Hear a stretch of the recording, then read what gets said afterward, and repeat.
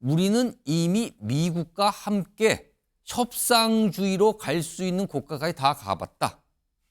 그럼 이건 더 이상 협상 이거 필요 없다는 뜻으로 들립니다. 그리고 언제 가도 변할 수 없는 침략적이며 적대적인 대조선 정책을 확신한다. 그러니까 협상 없다.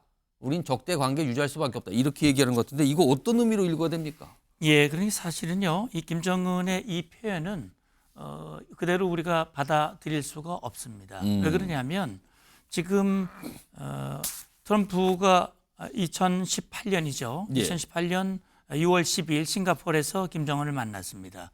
그리고 이듬해 2019년 2월에 하노이에서 또 김정은을 예. 또 만났죠.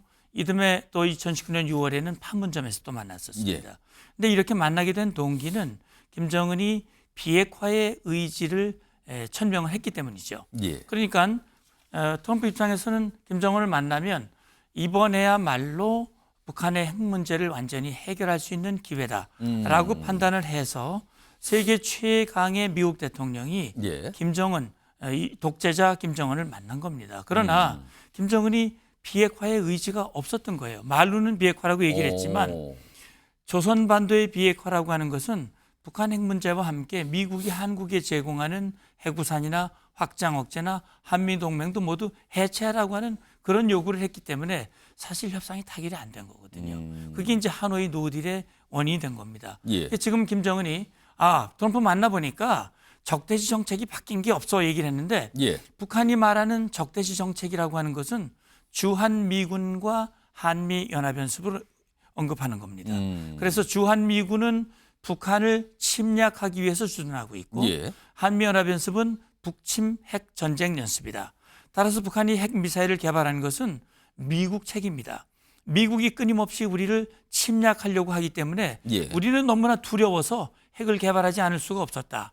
그러니 자기들을 향한 그 위협이 없어지기 전에는 우리는 핵 포기는 못한다. 예. 그래서 핵 개발은 너무나 잘한 것이다. 라는 것을 지금 북한 주민들에게 예. 또 내외에 지금 과시하는 거거든요. 그래서 아까 적대적 관계 이거 안 변한다. 변하지 않는다는 얘기죠. 그런데 사실은요. 1953년 7월 27일 정전협정이 체결된 이후에 예. 미국과 한국이 북한을 공격한 적이 단 한 번도 없습니다. 주한미군은 북한의 재침을 억제하기 위해서 주둔하고 있는 것이고 예. 한미연합연습도 북한의 침략에 대비하기 위한 방어연습이거든요. 예. 이것은 북한이 핵무기를 개발하기 위해서 명분을 거기다가 걸고 책임을 전가하고 있다라는 생각이 들고요. 그래서 결국 김정은이 저런 언급을 한 것은 이제 우리는 비핵화는 하지 않는다. 그러니 이제 더 이상 미국과 함께 비핵화를 염두에 둔 협상 아예 꿈도 깨라. 이런 것을 새로 출범하는 트럼프 정부에게 예. 명확하게 심어주려고 하는 그런 의도라고 생각이 되고요. 만약 우리와 대화하고 싶으면 우리의 핵 보유를 인정하고 그다음에는 군축 협상이라면 혹시 고려해 볼 수 있다라고 하는 것이 김정은의 속내라고 생각을 합니다. 그러니까 뭔가 지금 수를 하나 뒀다 이런 의미가 되는데 우리로서는 굉장히 좀 거슬리고 신경이 쓰이는 그런 내용이네요. 듣고 보니. 자, 이런 상황에서 지금 북한 군을 러시아에 파병할 정도고요. 그리고 앞서서는 북한을 방문해서 김정은과 여러 가지 모습이 있었잖아요. 북한과 러시아 상당히 가까워진 모습인데 이런 상황에서요. 이런 영상이 하나 공개됐습니다. 평양 시내를 관광하는 러시아인의 모습. 그러니까 러시아인 유튜버가 올린 것 같아요. 그 모습이 최근에 공개됐는데 확인해 보겠습니다.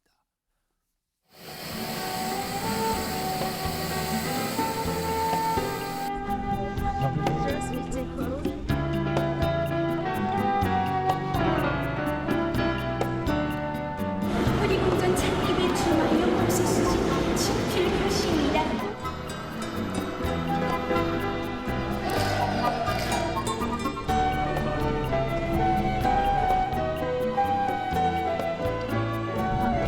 Australia teman-teman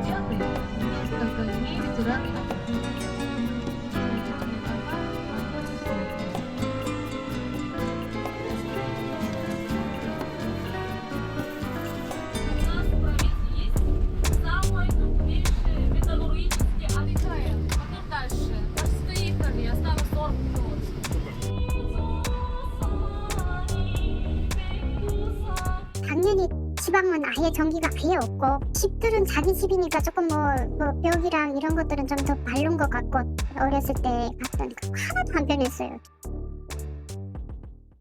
자, 문성구 센터장님. 예. 지금 뭐 이런 영상까지, 그러니까 관광하면서 자기가 이렇게 다녀오고 봤다라는 걸 찍어서 이제 올렸어요. 이런 것도 네. 공개되고 최근에 보면 북한의 이제 항공사 고려항공이 가장 많이 가는 나라가 또 러시아라 그래요. 이 밀착을 보여주는 건데 러시아 관광객들이 북한을 많이 간다. 이렇게 봐야 되는 겁니까? 이거 이 영상의 이 의미를 어떻게 봐야 될까 이걸?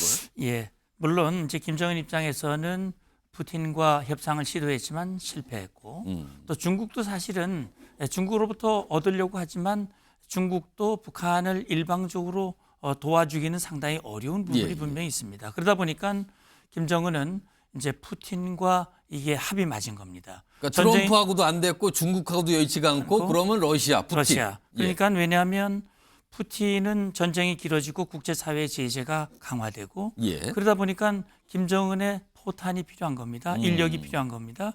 그러니까 푸틴은 김정은에게 손을 내밀었고 김정은도 푸틴 정도면 우리를 도와줄 수 있겠다라고 해서 가까워진 거거든요. 예. 푸틴의 우크라이나 침략 전쟁을 지지한 나라가 전 세계에 4개밖에 없는데 예. 그중에 하나가 바로 북한이거든요.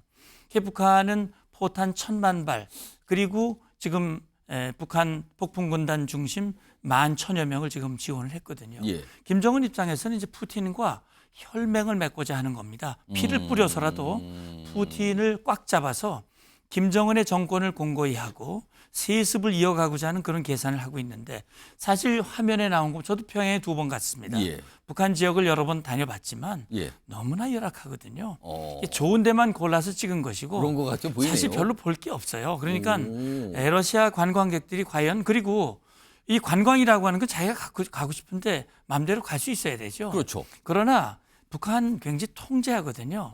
그런 차원에서 봤을 때 이 관광이 뭐 굉장히 늘어난다든지 그 관광이 김정은 주머니를 두둑하게 할 가능성은 높지 않다고 보고요. 저는 김정은이 정말 북한 주민들을 원하는 그런 따뜻한 지도자라고 한다면 이렇게 불법적인 핵미사일 개발에 집착하는 것이 아니라 오히려 그 비용을 주민들이 잘 살게 만드는 일에 더욱더 집착해야 된다고 생각이 됩니다. 그러니까 지금 김정은 입장에서는 러시아와의 밀착 관계, 예. 동맹 관계를 최대한 부각시키기 위해서 지금 뭐 비행기 편수도 늘리고 또 인적 교류를 확대하고 또 이렇게 늘어날 수밖에 없는 게 그 많은 근로자들을 보내야 되거든요. 유학생으로 위장해서 보내고요. 그래서 뭐 수천 명의 근로자가 이미 러시아에 갔다. 예, 예. 그리고 뭐 인원 이 많은 병력들을 실어 날리려면 비행기 편수가 많을 수밖에 없는 겁니다. 과거에는 베이징이라든지 그다음에 뭐 이 선양이라든지 예, 이런 예. 쪽에 중국 쪽에 그 고려 항공이 많았거든요. 이제는 달라지는 상황이 저는 이것이 과연 김정은의 계산대로 될 것인지 아니면 반대가 될 것인지 그건 좀 더 지켜봐야 될 것 같습니다.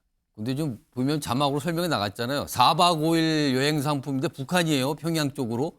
거의 문화 돈은 200만 원이고요. 와이파이를 10분 사용하는데 거의 $2 받는데 굉장히 비싸네요. 뭐 이런 것까지 보였습니다.